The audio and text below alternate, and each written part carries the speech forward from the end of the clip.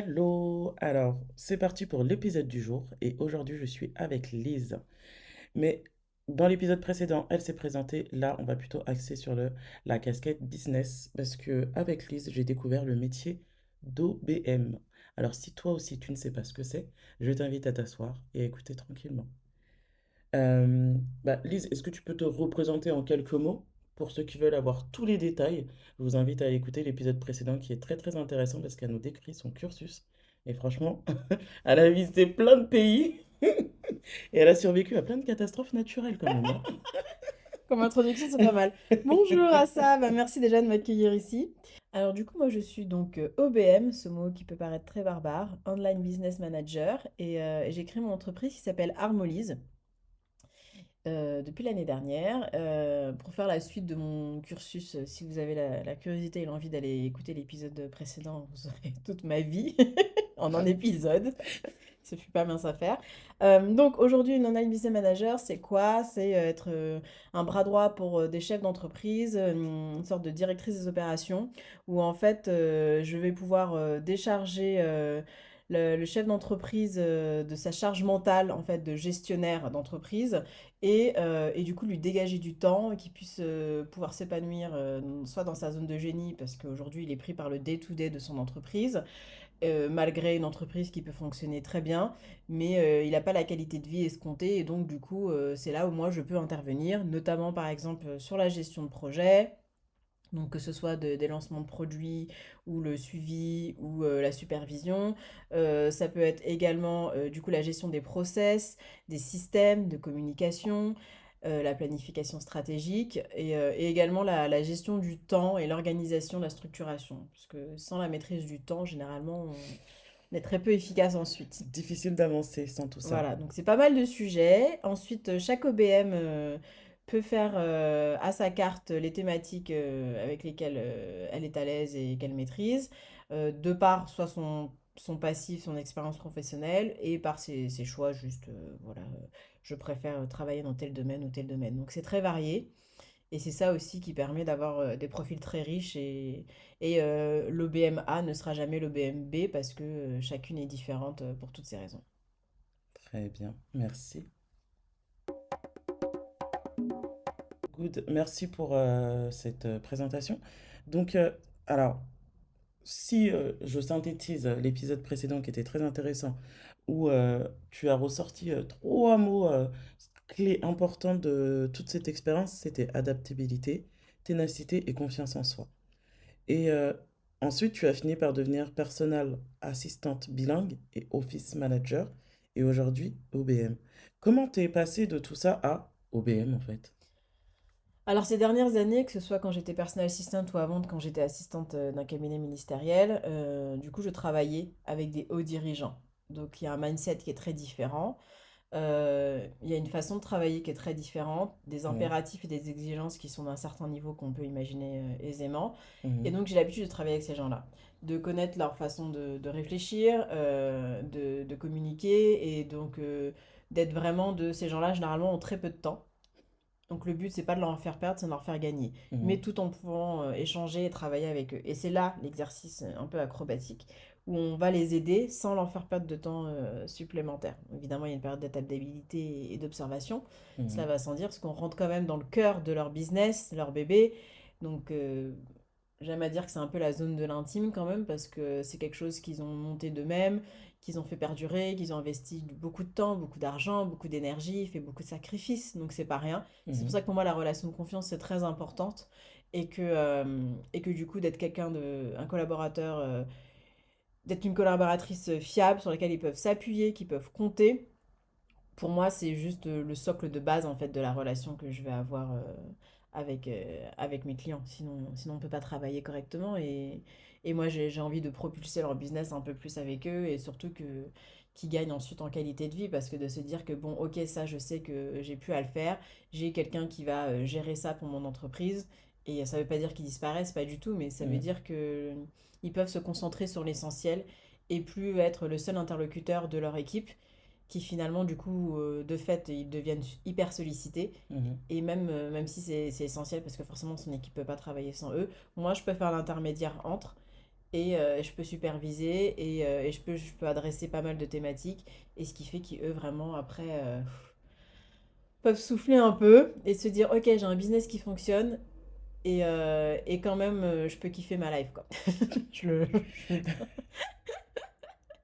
Tu sais, ça fait tellement rêver, c'est tellement T'as agréable. vu? Après, quand même, à titre d'expérience perso, je tiens, enfin, perso pro, enfin, les deux finalement. euh, j'ai rencontré Lise au séminaire The Bee Show de Aline Bartoli. Et en fait, avant même de savoir ce qu'elle faisait, je sais pas, il y a eu un, waouh! Mais t'es trop intéressante, faudrait qu'on bosse ensemble. Tu fais quoi en fait? Ah, je suis au BM. Ah, bah c'est ce que je suis venu chercher ici. Du coup, il y a eu juste un coup de foudre. Et j'ai bossé avec elle, j'ai beaucoup apprécié. Parce que moi, dans ma manière de travailler, c'est on bosse, c'est efficace, mais on prend aussi le temps de s'amuser, de rigoler. Et c'est ce que j'ai retrouvé, dans les réunions avec toi. Donc, pour ceux qui sont à la recherche d'une OBM, eh ben, je vous la recommande fortement. Merci. Ça va, j'ai bien bossé alors. Oui, t'as bien bossé. C'est cool. Du coup, Lise, tu es OBM, donc tu es également entrepreneuse, comme moi, entrepreneuse, entrepreneur. Donc, ça dépend de comment on a envie de l'écrire, de le prononcer. Qu'est-ce qui te motive à poursuivre aujourd'hui dans l'entrepreneuriat? Moi, mon objectif de vie, c'est la Mhm, liberté. mhm, Et du coup, pour l'atteindre, ça veut dire que je suis pas libre aujourd'hui, mais le niveau auquel j'aspire, il y a plusieurs moyens. On va pas se mentir, il y a un aspect financier, mhm, mais il y a aussi le fait de me dire que je peux me dépasser dans mes projets professionnels. Et pour moi, ça, c'est une vraie liberté de me dire que je peux me challenger. Là, on a un niveau quand même XXL mhm, dans l'entrepreneuriat, même si on le sait, mais le vivre, c'est vraiment une autre situation. Et du coup, de me dire que je peux faire les choses par moi-même, que je peux faire de belles choses, et qu'en fait, il n'y a pas vraiment de limite, vu que c'est moi qui me les mets. mhm, Et c'est ça vraiment que je trouve dingue. Et surtout, moi, ce qui m'importe, c'est d'avoir un business à mon image qui reflète ma personnalité. Donc, c'est comme ça que j'essaie de le retranscrire aussi dans mon personal branding. Que certes, je suis quelqu'un de très sérieux et consciencieuse et investi. Et quand tu vas m'engager, je vais pas te lâcher et on va aller jusqu'au bout. Mais ça veut pas dire que, voilà, comme tu dis si bien, qu'on va pas rigoler un peu, qu'on va pas se détendre et que surtout, que du coup, c'est ça qui pour moi fait le melting pot pour avoir une relation de confiance et d'efficacité, quoi. Donc ouais, c'est vraiment ça, c'est de me dire de faire les choses à ma façon, jusqu'au bout. Et mhm. justement, je pense que tu découvres des choses après de toi-même encore plus, parce que tu pousses tellement le curseur loin que de te dire que, ok, bah du coup, j'avais jamais été jusque-là, parce que jamais eu la place ou l'amplitude d'aller professionnellement jusque-là, où je trouve que même si j'ai de très beaux postes et de très belles missions, je suis toujours un peu frustrée parce que j'aimerais faire plus, j'aimerais aller au-delà et tout ça, et du coup, il y a ma sauce. Ouais. Et fatalement, dans le salariat, c'est pas toujours possible, quoi.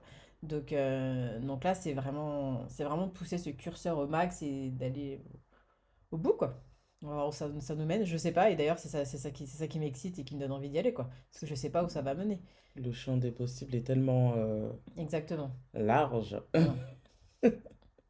Très bien. Ok. Et en tant que OBM, quelle est ta plus grande fierté Mhm. ou ta plus grande Hmm. réussite? Mhm. Hmm. Alors, je pense qu'il y en aura plusieurs, mais pour le moment, je pense que ça tourne un peu autour de mon personal branding. C'est-à-dire que c'est pas forcément des réussites clients, c'est plus des réussites de me dire que les gens, enfin, en ce moment, beaucoup sur les réseaux, donc on se dit oui, les gens, des fois, ils ont peur ont peur de trop mettre de leur vie personnelle ou de choses, de sujets ou de valeurs peut-être plus personnelles que je peux comprendre et que je respecte. Et que du coup, on se dit, ça va être compliqué, là, je suis dans un domaine pro. Et moi, je me dis que ce que je publie régulièrement, notamment sur LinkedIn, euh, de pouvoir avoir un terrain où je puisse exprimer mes opinions et toujours dans un cadre professionnel, en mettant ma personnalité, pour moi c'est important parce que du coup les gens vont pouvoir me découvrir déjà à travers ce que je raconte 2 fois par semaine. Et Mhm, ensuite de se dire que bah, du coup après ils peuvent se faire leur avis déjà s'ils ont envie d'aller creuser ou pas. Et ça fait une première sélection naturelle. Et comme on dit souvent, tu attires ce que tu dégages, ce que tu Ce que attires. tu Ouais. émanes. Voilà, merci. Merci, ça. Toujours là pour m'aider. Et que donc, du coup, j'aime à croire que en appuyant ma personnalité, et puis je sais que j'ai une personnalité quand même plutôt forte et marquée, Mm, et que pour moi, c'était important que ça se retranscrive dans mon business. Il était hors de question d'avoir un discours lisse, corporate, c'est pas du tout moi, et j'ai pas du tout envie de faire ça. Et donc, et que je me dis que justement, je peux attirer soit des profils similaires ou complémentaires, enfin, il n'y a pas vraiment de cible de caractère en tout cas, mais je suis quelqu'un d'assez direct, je sais ce que je veux, j'hésite rarement, euh, je communique généralement plutôt clairement. Et donc pour moi, les valeurs aussi de bienveillance, on peut travailler en intelligence, qu'on peut se dire les choses même quand c'est des choses négatives, de se les dire enfin, humainement en fait. mm. Et de se dire d'avancer et de pas être là. Enfin, vraiment, il y a toutes ces choses-là où je me dis que du coup, c'est dans ma personnalité et je suis contente qu'aujourd'hui, dans mon business, j'aime à croire en tout cas que ça se retranscrit. Et j'ai eu quelques retours évidemment et ça va en ce sens-là. Et je sais que je vais continuer parce que pour moi, c'est important que mon business représente mes valeurs et que mes valeurs intrinsèquement, avant d'être professionnelles, elles sont aussi personnelles en Mm. fait. Parce que ce que je suis dans mon business, je le suis dans ma vie perso, ma façon de communiquer, ma façon d'être. Mes proches savent que Lise, elle est cash. Et cash, ça veut pas dire être. Juste dire des choses pas bien, des choses désagréables. Voilà, parce que souvent on dit oui, il y avait beaucoup le truc de oui, je suis pas hypocrite, moi j'ai la vérité. Certes, mais il y a vraiment le truc dire les choses clairement et directement. Ça veut pas dire que c'est la porte ouverte à toutes les méchancetés de la planète. Après, t'excuser, oui, mais j'ai été direct, donc c'est pas de ma faute. Non, non, On voilà, reste des êtres humains. voilà, je trouve que ça fonctionne pas du tout. Dire les choses, mais il faut savoir les dire avec forme, de la bonne façon. Le delivery est super important au bon moment parce que tout le monde n'est pas disponible de la même façon, nous les premiers. Donc Mm. c'est vraiment d'avoir de l'empathie pour l'autre et de se mettre à sa place de quand il va recevoir ce que je vais lui dire, que ce soit reçu comme moi je souhaiterais et pas de façon incorrecte parce que je me suis pas adaptée à la personne que j'ai en face. Et je pense que ça, c'est des thématiques qui doivent venir toi dans ton business, Mm. de vraiment de se dire que même toi, enfin, tout le monde n'est pas prêt à recevoir n'importe quoi, n'importe quand, et c'est normal, quoi, et pour X raison Y, donc ouais, c'est un peu tout ça. Bah, tu sais, on dit souvent toute vérité n'est pas bonne à dire. En vérité, c'est pas toute vérité n'est pas bonne à dire, c'est que c'est peut-être pas le moment pour la dire. C'est Mm, là la différence. mm, Et comme j'aime bien dire aux entrepreneurs que j'accompagne, parce que j'aime bien accompagner les jeunes entrepreneurs, ceux qui débutent, mm, qui n'ont pas encore lancé leur business ou qui sont au tout début, j'aime bien les accompagner parce que je trouve que avoir un business aligné avec ses valeurs, ses principes de vie, c'est super important. Parce que le premier produit qu'on vend, ce ne sont ni ses services, ni ses prestations, ni le produit, c'est d'abord soi. mm, Et en fait, quand tu vends, tu es dans ton business et que tu veux vendre, la personne que tu es, est-ce que tu mets en avant, est-ce que tu partages est aussi très très important. mm, Et bah, de toute façon, on le voit, hein, les boulangeries, il y en a plein, plein, plein. Tu en retrouves partout, des boulangeries clairement. mm. À chaque coin de rue, tu en retrouves, notamment dans les grandes villes. Et c'est pas pour autant qu'elles font faillite, pas du tout. Mm. Chaque boulangerie, quand tu vas acheter ton pain, chacun sait pourquoi il va dans cette boulangerie et pas celle-là. Tu peux avoir la personnalité du boulanger, tu peux avoir la qualité des produits, tu peux avoir l'ambiance, tu peux avoir le décor, tu peux avoir la propreté ou pas, si c'est pas important. Enfin, vraiment, ça, il y a plein de motifs qui te poussent à choisir ta boulangerie. Oui, Et comme les pharmacies, et comme... Enfin voilà, et pourtant ce oui, sont des produits de base, hein. Enfin, aller à la pharmacie, aller à la mais boulangerie, du quotidien. du quotidien, et il y a des choses qui font que, ouais, bah là-bas, t'aimes bien, donc tu vas aller là-bas, et même si tu dois faire 2-3 mètres de plus, bah tu le feras parce que Mm, t'aimes bien ce que tu retrouves là-bas. mm. Bah, c'est pour ça que moi j'ai beaucoup travaillé mon personal branding parce que, en fait, je sais très bien que ce soit quand j'ai dans le salariat ou là, entrepreneuriat, généralement, quand on m'engage, enfin, la question, c'est pas de savoir est-ce que je suis compétente, la question, c'est de savoir est-ce que nos personnalités vont matcher. Est-ce que, est-ce qu'on va pouvoir s'entendre? Moi, du coup, je sais m'adapter à ta personnalité, à ta façon de travailler, à ton organisation, à ta façon de communiquer, de comment tu préfères ci, comment tu préfères ranger tes dossiers, enfin, enfin, vraiment, c'est tout ça. Et que du coup, de se dire, c'est plus là, est-ce qu'on va matcher humainement? Et après, c'est cool, le job, ça va bien se passer. Et c'est plus une question de est-ce que tu es capable ou pas, en Hmm. fait. Et vraiment, c'est ça. Et surtout pour des hauts dirigeants ou des dirigeants tout court, C'est vraiment le truc de toi, tu vas pas me faire perdre mon temps. Vraiment, la notion du temps pour moi, c'est vraiment très important parce que je le vis au quotidien. Et que de se dire que non, cette personne-là, elle va m'apporter un truc, et là, le temps que je vais lui accorder, certes, ce sera moins de temps abaissé, mais je sais que derrière, ça va me faire gagner tant d'heures ou tant de charge mentale, et ça n'a pas de prix, quoi. Donc, et de faire des projets de dingue que tu pensais pas possible ou pas dans cette temporalité-là. Enfin bref, le champ des possibles tout de suite de se décuple, Mm. et ça c'est magique. Tout ça parce que du coup, tu as engagé quelqu'un avec qui peut-être le vulgariser en mode tu t'entends bien, mais les personnalités en fait matchent très bien, et c'est ça qui va faire la qualité du travail derrière, quoi. Honnêtement, quand tu échanges avec quelqu'un, bah déjà, comme tu l'as dit, c'est quand même se dévoiler sur son intimité. Bon, c'est pas l'intimité de ce qui se passe Hmm. en dessous de tes vêtements, mais c'est quand même l'intimité de ton business. Oui, parce que c'est les choix que tu as fait, les Mhm, arbitrages, les partenariats. Il y a aussi tes erreurs, parce que tout le monde mhm. fait des erreurs, donc tu montres tes erreurs à quelqu'un d'étranger, donc c'est pas rien. Donc non, et du coup, tu lui montres ton ambition, ce que tu veux faire après, et du coup, il y a toujours la peur d'être jugé, d'avoir quelle valeur la personne va mettre sur ça. Enfin, il y a quand même une mise à nu qui, du coup, est pas négligeable. Bah, du coup, c'est très intéressant ce que tu dis parce que pour le coup, justement, moi, ce qui m'a, on va dire, donné envie de bosser avec toi et ce qui m'a motivé à travailler avec toi, c'est le tempérament et de se dire, bah, on parle la même langue. Mm. Et je me suis sentie comprise et je me suis dit, ouais, elle, je veux bosser avec elle. Bon, ça a l'air cool. Bah, faut écouter les gens déjà, aussi, pour les C'est ça. comprendre. Et pas C'est... projeter l'idée qu'on peut avoir d'eux, soit parce qu'on les a en face ou par rapport à un métier, un domaine ou autre, et de se dire de vraiment les écouter et de s'adapter. Et du coup, on revient aux trois valeurs, l'adaptabilité qu'on avait dit avant notamment, et Mhm, de se dire je vais t'écouter, et en fonction de ça, je sais que mon discours va pas être le même. Et mhm, ça veut pas dire qu'il va pas être sincère, c'est juste que je vais m'adapter, ma communication va s'adapter à toi, à ton body language, à ta façon d'être, ce qui est important pour toi, en termes de valeurs, d'objectifs, de sujets. Et du coup, toi, après, tu vas rester dans ta zone de confort. Et c'est ça le but, c'est que tu sois dans ta zone de confort pendant toute notre collaboration, en fait. Et même si faut aussi accepter que, voilà, comme tu dis si bien, toi, tu dis tirer la veste. Non, tu dis quoi? Tirer le pull. tirer le pull. Voilà, il faut aussi accepter aussi je sais que dans mes collaborations, qu'à un moment donné, je te dis, bon, écoute, là, moi, je pense qu'il faut plutôt ci ou plutôt ça, ou là, finalement, ça fonctionne peut-être pas comme on voulait, donc peut-être essayer autre chose. Et ça, faut savoir l'accepter, donc ça peut être simple à dire là comme ça, mais c'est pas forcément simple à entendre, surtout de quelqu'un d'autre. Et après, de toute façon, le décisionnaire à la fin, ça reste le chef d'entreprise, hein, c'est pas moi. Donc, quelle que soit la décision, moi, après, je démontre et je t'explique les risques. Je te dis qu'il faut faire, je te conseille, je pense que ce serait le mieux de faire B. Tu veux faire A, on va faire A et on va y aller. Et après, on gérera les conséquences, on s'adaptera et on fera autre chose. C'est Mhm, pas grave en fait.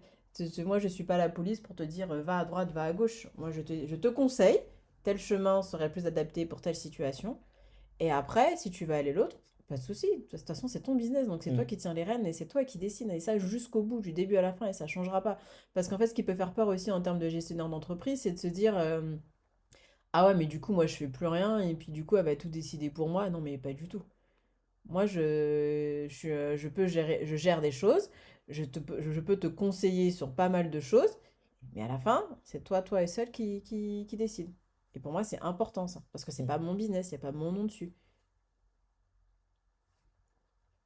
Merci. Très bien. Et du coup, qui sont tes clients et comment on peut te trouver toi aujourd'hui si on veut, si on est intéressé par tes prestations, par tes services, on se dit waouh, je l'ai écouté, elle a l'air super cool, elle a l'air efficace et tout. Comment on fait si on veut travailler avec toi? Alors, je suis principalement active sur LinkedIn, Mhm, parce que c'est là où je me sens le plus à l'aise. Instagram, j'ai une page entre guillemets vitrine et vous pouvez me contacter. Je suis là tous les jours dessus, c'est pas un souci. Mais du coup, je publie régulièrement sur LinkedIn et 2 fois par semaine. Et donc, j'ai mon lien Calendly, que ce soit sur Instagram ou sur LinkedIn d'ailleurs, de toute façon, ça c'est pas un problème.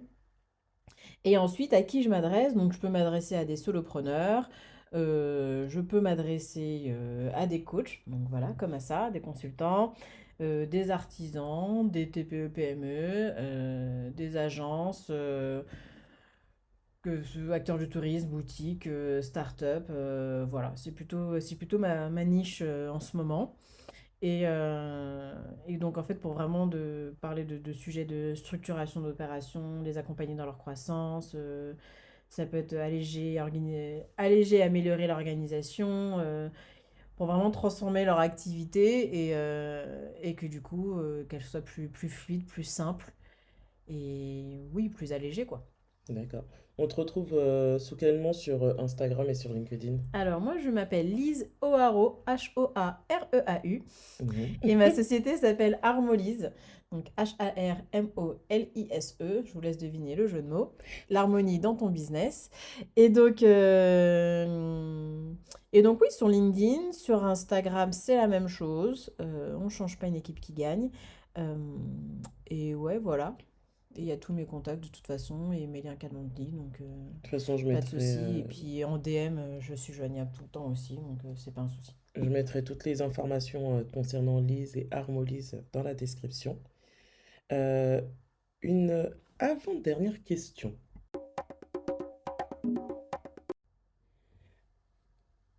Quel conseil tu donnerais, enfin si tu devais en donner deux ou trois, quel conseil tu donnerais à quelqu'un qui entreprend dans le même domaine que toi? Dans le même domaine que moi. Mm, Une autre BM du coup. mm, De bien définir sur quelle thématique elles veulent travailler. ok. Après, c'est comme tout, hein, tu peux faire des tests parce que des fois on se dit, ah ça j'ai bien envie de travailler dessus. Et puis en fait, dans la pratique, tu te dis, bon, bah, c'est cool, mais ça m'emballe pas plus que ça. Donc voilà, parce que moi je suis très sensible à des choses qui m'apportent de la joie et de la sérénité. Mhm. Donc c'est pas parce que je sais bien faire quelque chose que j'ai forcément envie de le faire. Merci. Je Euh, suis tout à fait d'accord. voilà, parce que bon, moi je sais que je peux faire plein de choses, Mhm. mais j'ai pas forcément envie de faire plein de choses. Donc ouais, c'est ça. Et puis vraiment, c'est de se dire que faut avoir quand même les reins bien accrochés parce que la moitié du job au BM aujourd'hui sur le marché français, c'est d'expliquer et d'avoir vraiment l'aspect pédagogique du métier, qui quand même reste quand même assez complexe, hein. Je pense que vous l'avez même vu aujourd'hui après cet épisode. Euh, Tellement il peut y avoir de spécificités et de cas différents. Donc c'est vraiment ça la moitié du job. Et de comprendre que en fait, on est quand même un métier essentiel, moi je pense, dans le business des gens aujourd'hui parce que on aide vraiment enfin, on est gestionnaire d'entreprise. Donc vraiment, pour moi, c'est arriver à un certain niveau de chiffre d'affaires, d'activité, de sujets, de projets. Pour moi, avoir une OBM, bon, après je prêche pour ma paroisse, mais je pense que ça devient quand même assez essentiel rapidement. Il y a d'autres postes, par exemple, d'assistante virtuelle qui n'est pas le même métier qu'OBM, je tiens à le préciser, qui ne sont pas du tout les mêmes thématiques, mais tout autant nécessaires et vitales. Je pense que c'est un peu les deux métiers qui sont nécessaires aujourd'hui quand on a un business qui tourne bien avec un bon chiffre d'affaires, une petite équipe en place. Ça permet de déléguer pas mal de sujets parce que la délégation, ça devient un vrai sujet aujourd'hui. Et moi, la première, hein, enfin, je veux dire, voilà, j'ai fait appel à une brand designer, j'ai fait appel à une photographe de personal branding, bah parce que c'est pas mon métier, j'ai pas l'expertise, que j'ai pas forcément envie de l'apprendre parce que c'est quelque chose qui prend des années et que j'ai pas besoin d'être bonne dans tout ce que je fais. Et donc, je préfère aller chercher, pardon, je préfère aller chercher des personnes dont c'est la passion et l'expertise qui vont me faire en plus rêver au passage parce qu'elles ont un talent de dingue. Donc ouais, vraiment, c'est ça, de pas avoir peur de déléguer. Je sais que c'est compliqué, que c'est pas facile d'avoir confiance. C'est pour ça que moi, je travaille beaucoup sur la construction de cette relation de confiance. Parce que sans ça, on ne peut pas travailler. Et je comprends tout à fait la personne qui doit déléguer, dans quelle position elle peut se trouver, quoi, à ce moment-là. Très bien.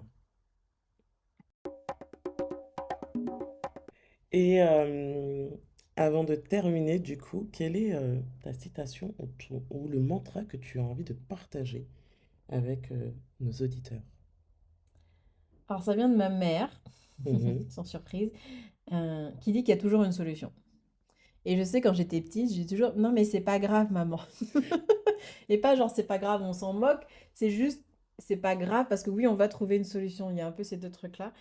et que voilà, tout problème a une solution. Je sais que ça peut être super simpliste parce que les situations sont très complexes et voilà, dont on maîtrise pas toujours les tenants, les aboutissants. Néanmoins, euh, il y a vraiment ce truc où je me dis, bah, si là, ça peut pas se faire, il y a quelque chose d'autre qui va m'attendre de mieux. Et surtout, ça veut dire que voilà, c'était pas fait pour moi. Et que surtout, en fait, il n'y a pas de problème, il n'y a que des solutions. Enfin, vraiment, du coup, là, je t'ai fait 15 mantras en un, mais c'est pas grave. C'est voilà, c'est le petit package. C'est vraiment le truc de se dire, voilà, d'être resourceful, comme on dit en anglais, d'être pleine de ressources et de toujours trouver des solutions, quoi. Il y a toujours moyen de faire quelque chose. Après, bah oui, il y a des solutions qui sont pas les plus idéales, les plus faciles, les plus adaptées, mais face à la difficulté, quand on est pied au mur, on peut toujours trouver un moyen de l'escalader, quoi, ce mur. Donc vraiment, je sais que c'est pas toujours facile parce qu'on n'a pas toujours le bon niveau d'énergie, de motivation, de clarté aussi, parce que des fois on n'a pas toujours la vision où on va, donc c'est un peu compliqué, mais vraiment. Et du coup, c'est comme ça que c'en est devenu aussi une qualité professionnelle où je sais que dans tous mes postes, on me dit toujours, de toute façon, Lise, elle trouve toujours une solution. Je dis, bah oui, parce qu'il y en a toujours une en fait. Enfin, on va toujours faire quelque chose. Des fois, ce sera plus simple, des fois, ce sera plus compliqué, des fois, ce sera temporaire, mais il y aura toujours quelque chose. Et c'est ça aussi que j'adore parce que bah, du coup dans l'entrepreneuriat, parce qu'on est toujours dans des situations improbables et peu importe le niveau d'anticipation qu'on avait avant, même pour les gens les plus organisés, donc même moi dans mon métier, parce que forcément mon métier est une déformation de mes compétences personnelles d'organisation, de structuration, bah du coup il faut savoir rebondir, être agile et bim, mais c'est pas grave, on va faire autrement, mais on va faire. D'accord. Donc tout problème a une solution. Voilà, c'est tout Moi, pour moi. j'aime bien dire tout problème a une solution. Et s'il n'y a pas de solution, c'est que ce n'est pas un problème. Oui aussi, aussi. Les deux vont ensemble en effet. Ok. Lise, je te remercie pour tes échanges et ta participation à cet épisode et ta joie, ta bonne humeur et toutes tes blagues aussi. Ça a été un plaisir d'enregistrer ces épisodes avec toi. Euh, Qu'est-ce que je peux te souhaiter? Du soleil, on a Du dit. soleil, et j'allais dire des voyages, du soleil. Du soleil, nager dans l'eau chaude. Tu sais, quand tu rentres dans l'eau, que t'as pas besoin de mouiller ta nuque. Ça, voilà, voilà, voilà, voilà. Ça, c'est la, voilà. Oui, je vois C'est dans tout à fait de quoi tu cette parles. typologie d'eau que j'aime nager. Ouais, non, bah écoute, plein de beaux projets, plein de belles collabs, rencontrer des belles personnes et faire des choses de dingue et avancer toujours plus, quoi. Très bien. Merci beaucoup à toi. Et pour toi qui écoutes l'épisode, s'il t'a plu, ne le garde pas que pour toi, partage. Que la paix soit avec toi. Bye! Salut!